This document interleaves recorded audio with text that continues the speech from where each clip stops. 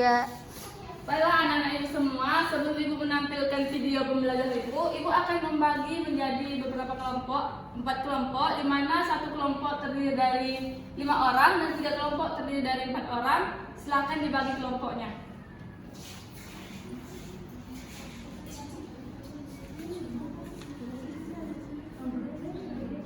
Apakah sudah terlihat kelompoknya anak ibu?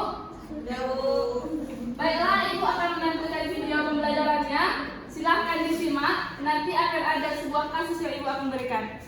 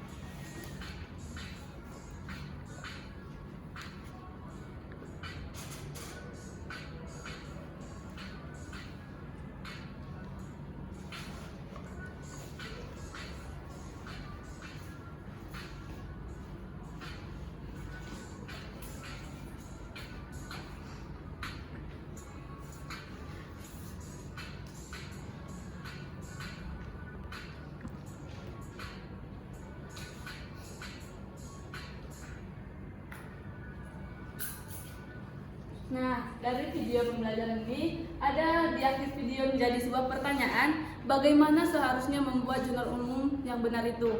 Nah, dari beberapa kelompok, siapa yang bisa menjawab? Kami, Bu. Kepada Farida? Oke, terima kasih. Saya perwakilan dari kelompok 1 izin menjawab. Nah, yang menjadi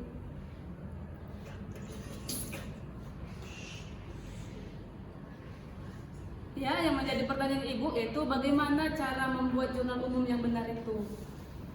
Pada Farida, silahkan. cara untuk membuat jurnal umum yang benar itu, yang pertama kita harus menganalisis transaksinya terlebih dahulu. Terus penempatan debit kreditnya juga, itu saldonya debit atau kredit, dan nama akun-akunnya juga harus sesuai. Baik, terima kasih. Benar ya, dari cara membuat jurnal umum yang benar itu, yang pertama kita harus pahami dulu persamaan akuntansinya seperti apa, kemudian kita kumpulkan bukti-bukti transaksinya, dan yang ketiga kita identifikasi transaksinya. Setelah itu kita buat pencatatan ke jurnal umum. Nah, dari yang telah ibu jelaskan dan video pembelajaran yang telah ditampilkan, apakah apakah anak ibu semua sudah paham mengenai jurnal umum? Sudah. Kalau gitu ibu akan memberikan sebuah studi kasus untuk dikerjakan setiap kelompok. Nanti ibu akan memilih salah satu kelompok yang akan menampilkan dari jawaban dari kelompok tersebut.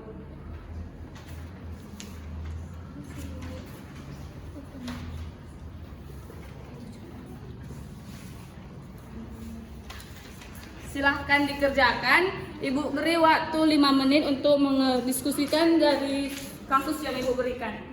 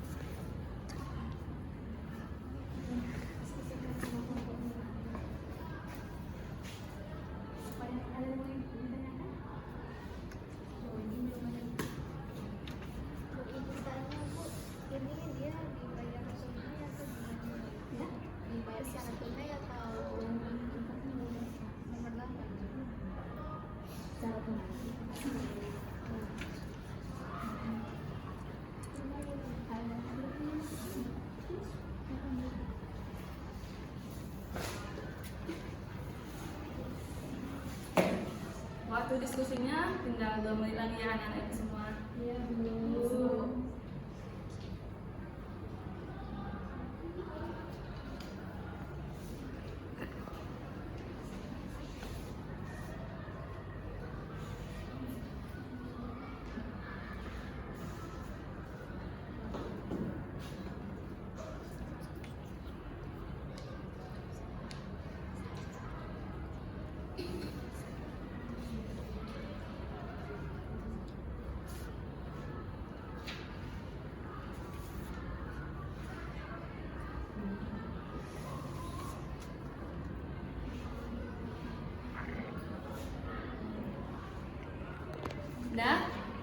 Sudah selesai mengerjakannya? Sudah, Bu. Baiklah, ibu akan memilih salah satu perwakilan dari kelompok untuk memaparkan dari apa yang telah didiskusikan pada kelompok dahlianya. Boleh untuk memaparkan ke iya, maju ke depan.